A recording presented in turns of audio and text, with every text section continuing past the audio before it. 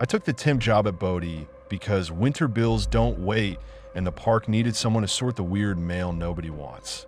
I brought a box cutter, nitrile gloves, and a clipboard, and my plan was to log every returned souvenir, tape the apology letters to the intake sheet, then hand it all to the ranger by closing. I worked alone in a little back office because the main crew was out on trail checks. I kept spilling coffee on the forms because the desk wobbled like everything in that town. Most days it was the same sad inventory. Nails, marbles, a doorknob, a chunk of glass. People mail this stuff back like it's radioactive. The letters are always written in the same tone too. Half embarrassed, half terrified. Lists of bad luck like they're filing a police report against a ghost town. I'd slit an envelope, dump the object, take a photo, write the intake number, bag it, seal it, stack it. That routine was the whole point. It kept my head quiet. Then I opened an envelope that was heavier than paper should be. No return address, just 3 strips of tape across the flap, like whoever sent it didn't trust glue. Inside was a small brass key and a note that wasn't an apology. It was angry. The writer blamed Bodie for a car crash, a miscarriage, a house fire, the whole fucking world. They didn't ask the curse to stop. They demanded a refund like the town owed them. The ink pressed so hard it left dents in the paper, and the last lines wavered like the pen had been shaking. I logged it anyway, bagged the key, and slid it into the evidence cabinet with everything else. I locked the cabinet. I tugged the handle to make sure. That's when the office started doing little wrong things. The cabinet latch clicked like it had opened and shut on its own, twice, quick and neat. My stapler shifted across the desk a few inches while my hands were on the clipboard. I checked the wobble in the desk, checked my own hands, tried to find a normal reason. A smell slid in under the door, old soot and cold metal, like a fireplace that never cooled down. I checked the heater and found nothing. I told myself, old structure, old air, old nerves. I kept working. I finished the stack, shut the lights, and left. Outside, the cold hit my face, and I realized I'd been holding my breath. The next day, the same brass key was on my keyboard, dead center, sitting on the letters like it owned them. I hadn't taken it out. The cabinet was still locked. The cabinet key was still on its chain in the drawer.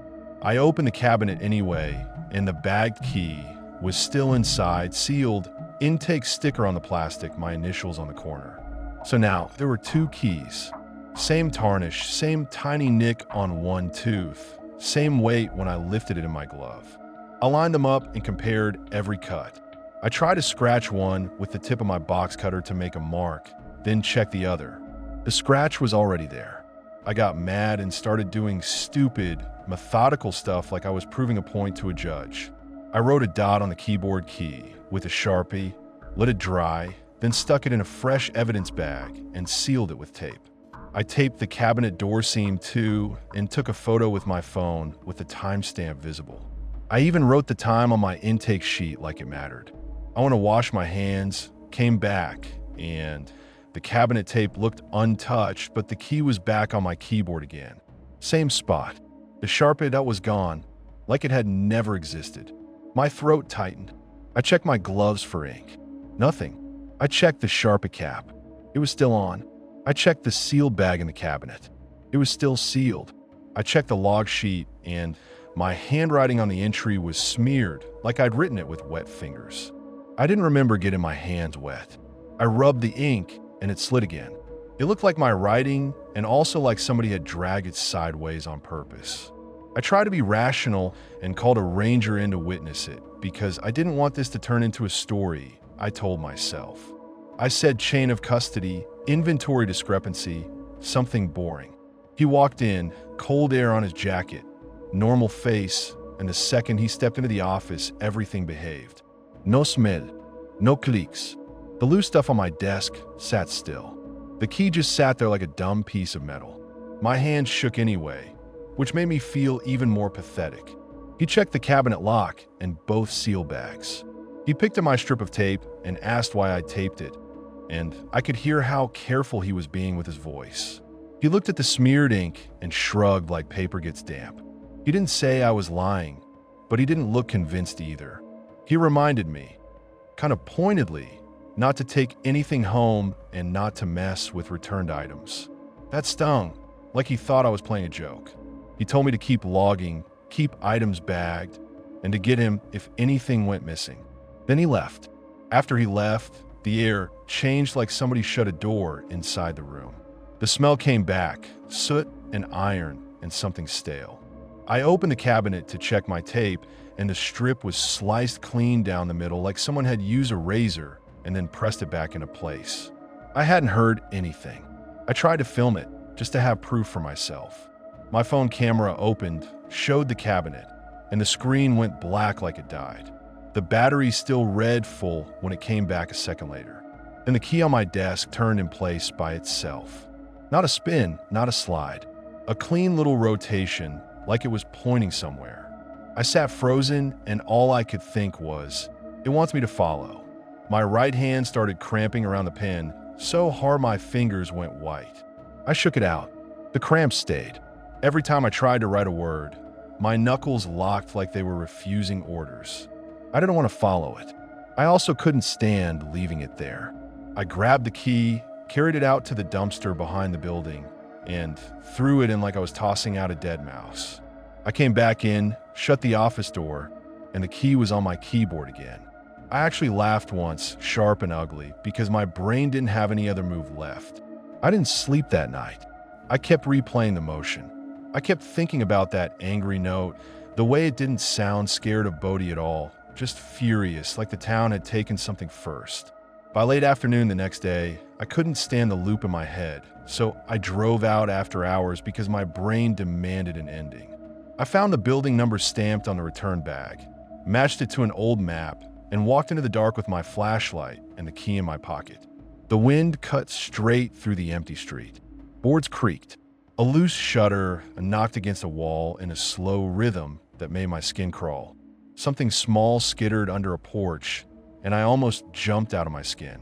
I kept walking anyway, jaw clenched, shoulders tight, telling myself I was returning property, doing the right thing, closing a loop. The house sat back from the road with its porch half collapsed. The windows were boarded. The boards didn't line up, like whoever nailed them up didn't care about keeping anything out, just cared about making a statement. Wind shoved through gaps and made a door inside thump slow, steady like a heartbeat. Thump, pause, thump. The sound didn't wobble. I stood at the bottom step and listened. The thumping didn't change, like it wasn't reacting to me at all, like it had been waiting for the key and nothing else. I didn't go in. I didn't touch the doorknob. I crouched by the foundation and shoved the key under a flat rock the way you hide something you don't want to see again. The brass scraped stone, and the thumping stopped for one beat, like the house had listened, then started again, slower, like it had accepted the return. I backed away on my heels, keeping my flashlight on the boards, waiting for something to move. Nothing moved. The door kept thumping. I reached my car and fumbled my keys so badly I dropped them in the dirt.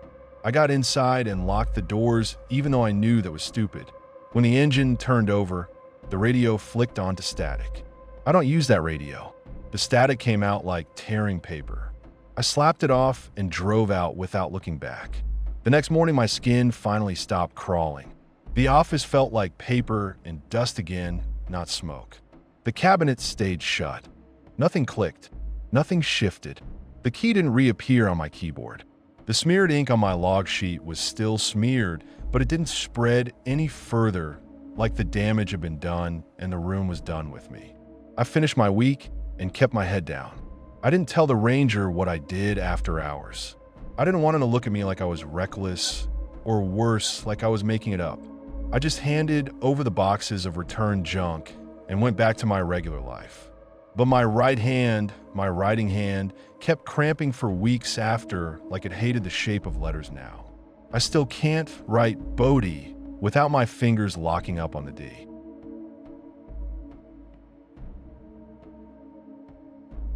I took the Bodie ride because the tourist paid extra cash and my app showed a slow day. I filled my tank, packed a blanket and a flashlight in the trunk, and planned to drop him at the park gate, wait 10 minutes, then head back down before the mountain weather turned ugly. I drove alone because rideshare is always alone. I kept picking crumbs out of my seat seam because my last passenger had eaten chips like an animal. My fingertips came up greasy and salty, and I wiped them on my jeans like that fixed anything. The tourist slid into the back seat and immediately started narrating like he had a camera crew. He kept muttering, "This is perfect. This is content. I need a shot before sunset," like the world existed to feed his feed. He had a small backpack that clinked when he shifted, metal or glass tapping together, and it made my neck tighten. I caught him filming out the window, then filming my dash, and I said, sharp, that I didn't want my plates on his page. He made a little laugh and said I was part of the story, and he kept doing it anyway. So I angled the mirror and drove. The climb up felt rougher than usual, like the grade was steeper, and my car hated me for bringing it there. At the entrance, he jumped out fast, slammed my door, and said to wait right there. I pointed at the sign and told him the park closes and the buildings aren't open. He shrugged like rules were background noise and said he paid for a ride up here, not a lecture. I told him I'd wait 10 minutes. That was it. He waved me off and walked past the fence line anyway, phone light already bouncing. I stayed in the driver's seat with the engine idling, watching him get smaller between the weathered boards and the gray sky. 10 minutes, I told myself. 10 minutes, and I'm out. I watched the clock on my dash creep forward and felt my patience curdle into dread. I kept my hand on the shifter like I could outrun whatever was rolling in. The wind shifted hard. The air dropped like someone dumped a freezer over the hillside. Snow started to spit sideways, thin at first, then thicker, and my phone signal went from one bar to nothing and back again. I tried to message him through the app, "Come back now," and it failed. 10 minutes became 30. I started the car, rolled a few feet like I was leaving, then stopped because my gut wouldn't let me. I honked once, then twice, and the sound just died in the wind. No wave, no flash of his phone, nothing. I got out, and the cold snapped in my face. I walked past the fence line, yelling his name like an idiot. I saw fresh footprints cutting away from the gate, straight toward the buildings, straight into the preserved decay they warn you not to enter. I hated him in that moment. I also hated myself because leaving him felt like buying a tragedy with my silence. So I followed. The snow tried to blur the prints as I moved, like the mountain was erasing him on purpose. The closer I got, the town looked less like a tourist stop and more like a trap. Broken windows, warped doors, boards bowed under their own weight. His tracks led to a building with a half-collapsed porch. I heard the old would complain under my own boots and backed off the edge fast. I spotted him through a window inside, moving around like he owned it, phone held out, sweeping his light over old bottles and torn wallpaper. I banged on the glass and pointed back toward my car, made the universal get the fuck out gesture. He turned his head, saw me, and flipped me off without even pausing his little recording. Then he took another step. The floor under him gave a small sag, just enough to shift his shoulders. He tested it again like he was invincible. The sag turned into a snap. He dropped out of sight with a crack of old wood and a short, ugly sound that didn't echo right. No dramatic scream. Just that sound, like air leaving a body the wrong way. My stomach went hollow. I ran to the door, yanked, and it didn't budge, swollen, warped, nailed shut, who knows. I kicked it once, and pain shot at my shin. I rammed it with my shoulder, and the impact stung, but the door stayed dead. I circled the building, slipping on snow, grabbing broken siding for balance, fingers going numb. I found a window frame busted low, and I climbed in, shredding my jacket on rust and a bent nail that grabbed me like a hook. The air inside tasted like dust and mouse shit and old alcohol. It coated my tongue. My flashlight beam cut through floating crap and caught a staircase that had half collapsed into a dark crawl space, the kind of space you can't stand up in. Down in the gap, I saw a flicker of his phone light, jittering like his hand was shaking. I also saw one of his shoes wedged between beams, toe pointing the wrong way, and my throat tightened because bodies don't bend like that on purpose. I leaned over the broken edge and heard him breathing down there, fast and wet, like he'd inhaled splinters. I called his name once. He rasped something back, maybe help, then coughed like he was drowning on dust. Then I heard something else with his breathing, scraping like nails on boards, moving in the dark that wasn't his. At first I told myself it was him dragging himself. Then it kept going, steady, paced like something feeling its way along the beams. I dropped to my knees and reached into the gap. My fingers brushed his sleeve, cold fabric with a tremble under it, and I grabbed hard. I pulled and felt him shift a few inches. Relief hit me so fast, it almost made me stupid. Then something jerked him away. Not a human pull, not a panic scramble. A sideways snag, sharp and certain, like a hook catching cloth. The fabric tore in my hand with a quiet rip that felt too loud. My knuckles scraped nails. I heard him choke, one ugly gulp of air, and then the scraping slid closer to my hand. Something tapped the underside of the floor near my fingers, light, placed like a knock you can't answer. I froze with my arm extended and realized, all at once, that if I went in after him, I'd be the next thing that disappeared. I didn't crawl in. I'm not proud. I am alive. I yanked my arm back, crawled backward through debris, and got out the window the way I came, tearing the rest of my jacket as I went. Outside, the wind hit me again, and I ran like the snow was on fire. I sprinted to my car, fumbled my keys with shaking hands, dropped them in the drift, swore, found them, jammed them into the ignition. The engine hesitated like it wanted to die right there. When it caught, I almost cried from relief. I backed out too fast, tires spinning, and I drove down the mountain with my hands shaking so hard I kept drifting over the line. Snow smeared the windshield. The wipers squealed. Once I felt the rear end slide, and for a second the headlights lit nothing but white and the edge of the road. I didn't call anyone until I got signal because I had none, just that dead little icon and the wind howling at my windows.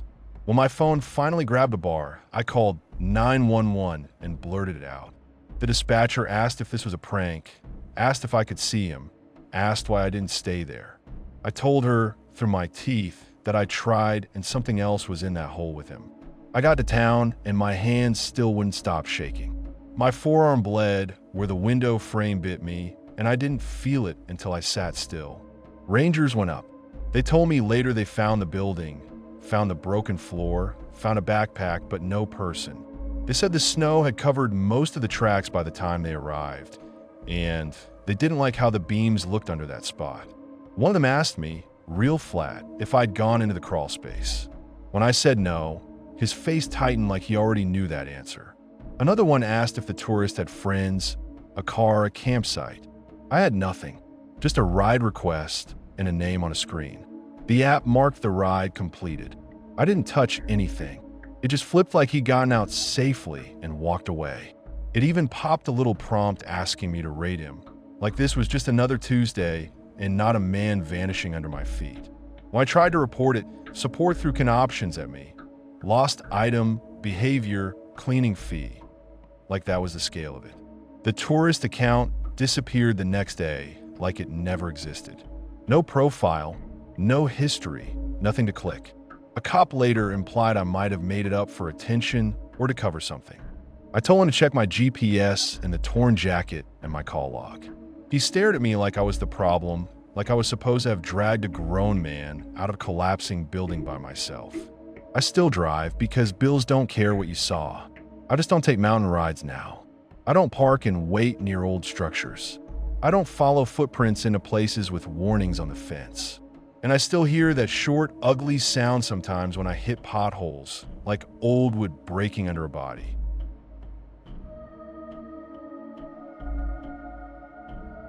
I took the Bodie cleanup contract because it was steady work and the contractor didn't ask questions about hours.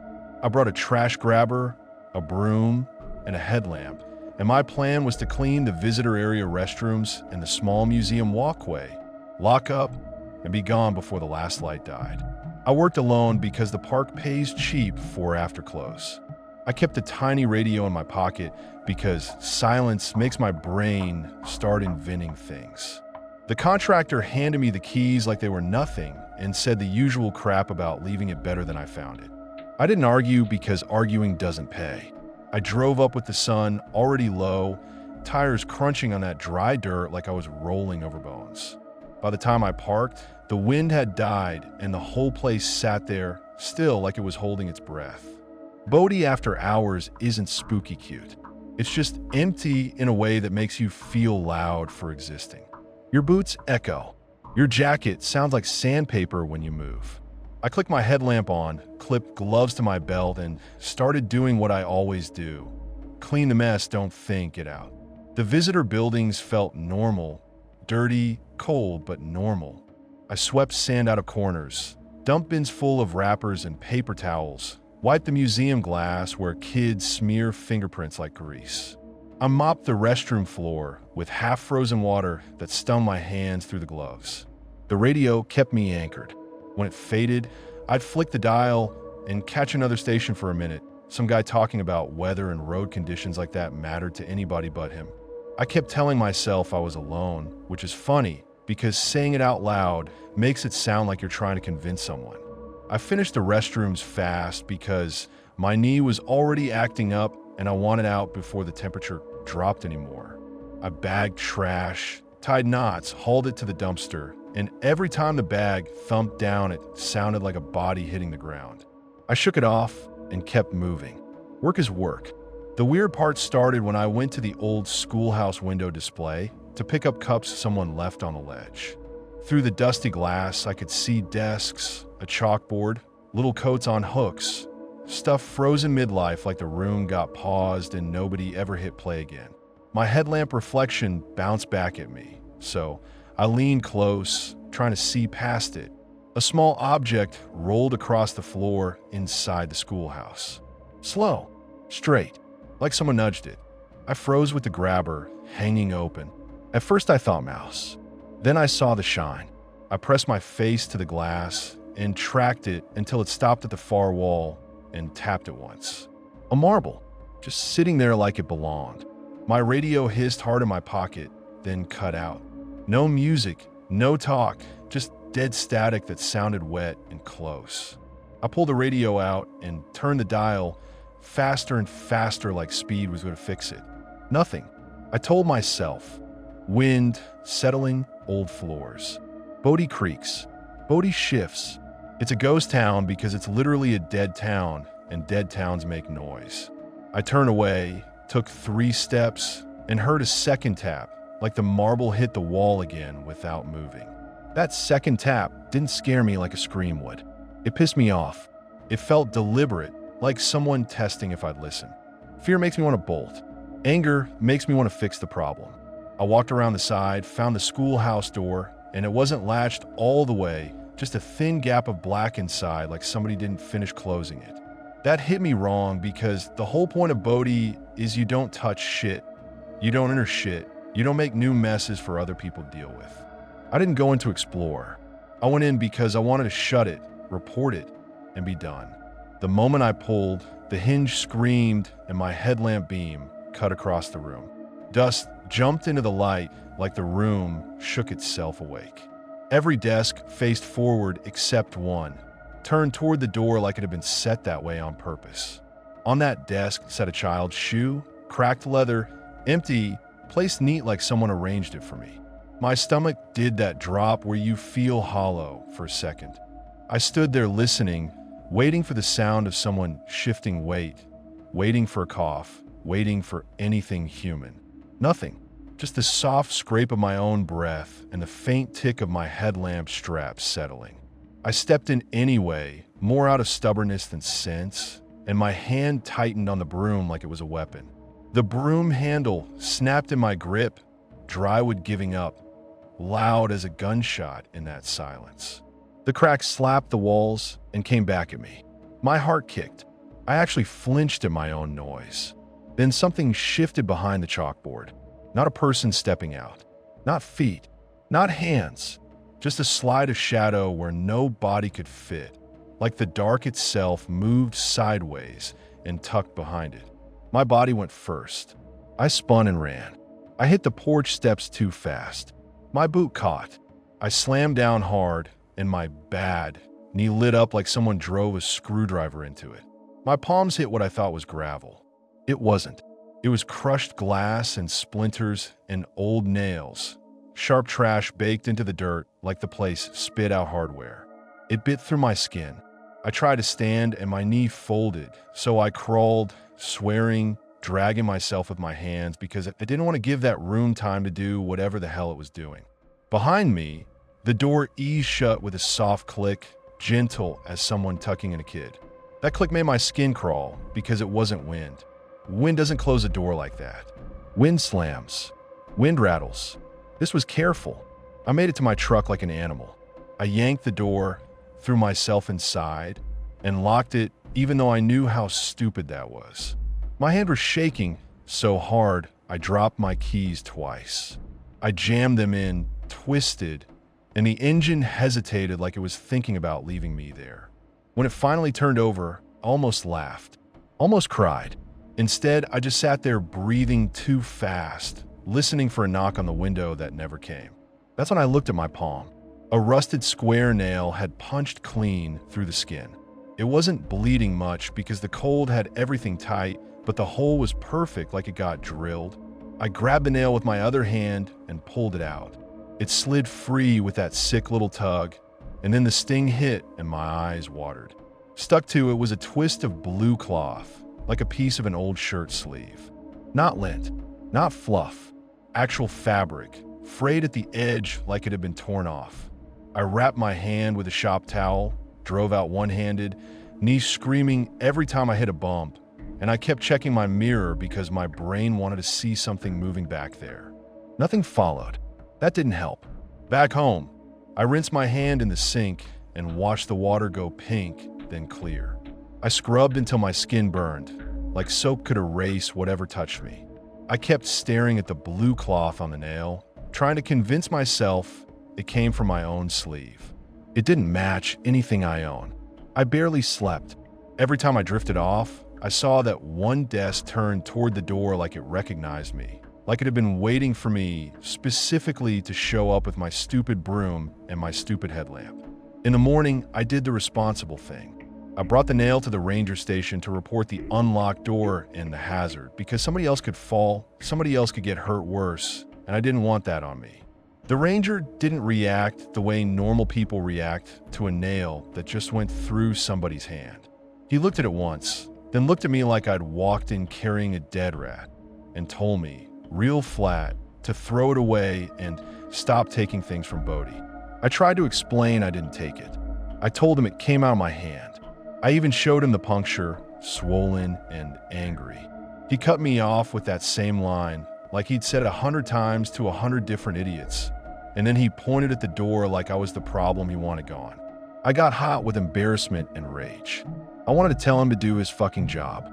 I wanted him to admit the door was open and that something was wrong.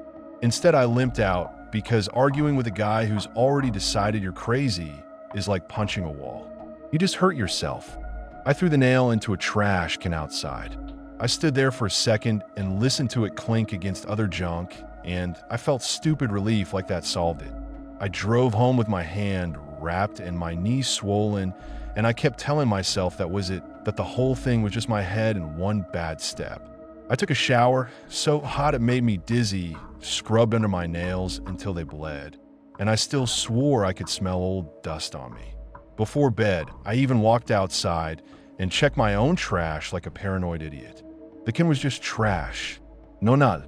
That night, it was on my kitchen counter, clean, dry, with a bit more blue cloth wrapped around it like a tiny tie.